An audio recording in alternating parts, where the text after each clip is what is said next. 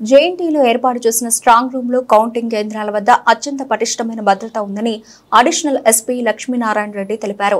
Strong room లో counting కేంద్రాల వద్ద ఏర్పాటు చేసిన 3 అంచెల భద్రతను మరింత పటిష్టం చేయడం జరిగిందన్నారు.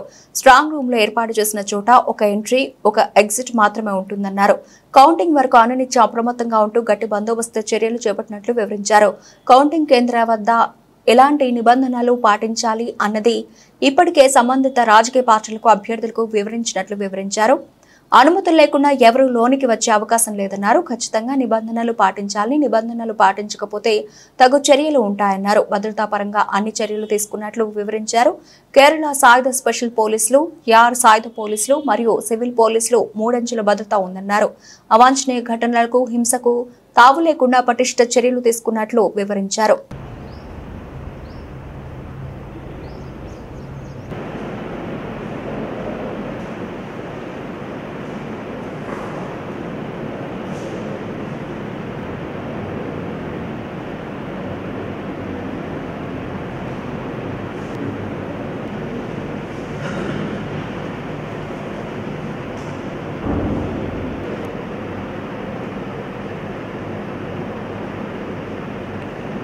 స్ట్రాంగ్ రూమ్ దగ్గర జిల్లా ఉన్నతాధికారుల సూచనల మేరకు మరియు ఎలక్షన్ కమిషన్ ఏదైతే మాకు గైడ్లైన్స్ ఇచ్చిందో దాని ప్రకారంగా 3 అంచెల పటిష్టమైన భద్రతను ఏర్పరచడం జరిగింది.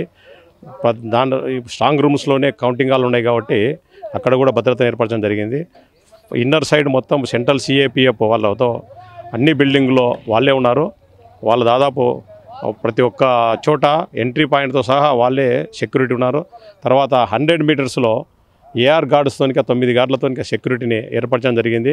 దీని తర్వాత మన సివిల్ పోలీస్తో 3rd లేయర్ భద్రతను 3 డిఎస్పీలు, 3 సిఐలు మరియు 6 మంది ఎస్ఐలు మరియు దాదాపు 80 మందితో 3rd లేయర్ సెక్యూరిటీని కూడా ఏర్పరచడం జరిగింది. ఇది కాకుండా వజ్రా వెహికల్స్ మరియు గ్యాస్ గన్స్ కూడా ఇక్కడ ఏర్పడడం జరిగింది.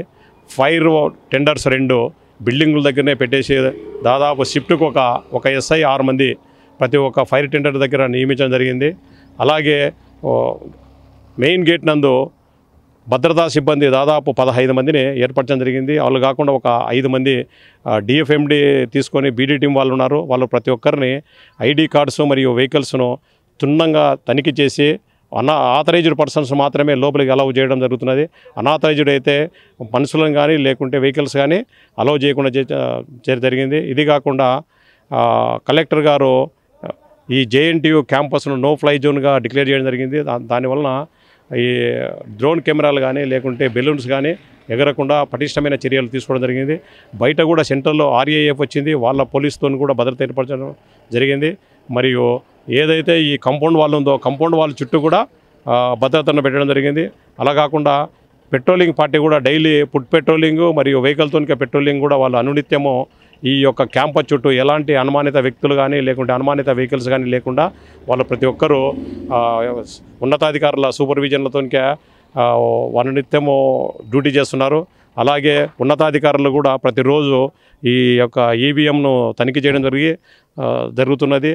మరియు వాళ్ళ యొక్క సూచనల మేరకు ప్రతి ఒక్కటి అమలు చేయడం జరిగినది. మళ్ళీ ఈ యొక్క ప్రతి ఒక్క ఈవీఎం సెంటర్ నందు సీసీ కెమెరాలతో ఒక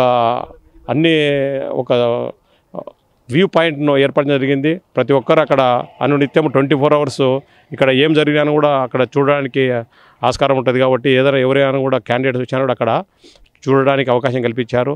అలాగే రెవెన్యూ సిబ్బంది కూడా ప్రతి ఒక్క స్ట్రాంగ్ రూమ్ దగ్గర కూడా 24 అవర్స్ వాళ్ళు డ్యూటీ చేస్తున్నారు. వాళ్ళు ఎవరు వచ్చినా కూడా బుక్స్ రిజిస్టర్లో ఎంట్రీ చేసి ప్రతి ఒక్కరిని లోపలికి అలౌ చేయడం జరుగుతున్నది.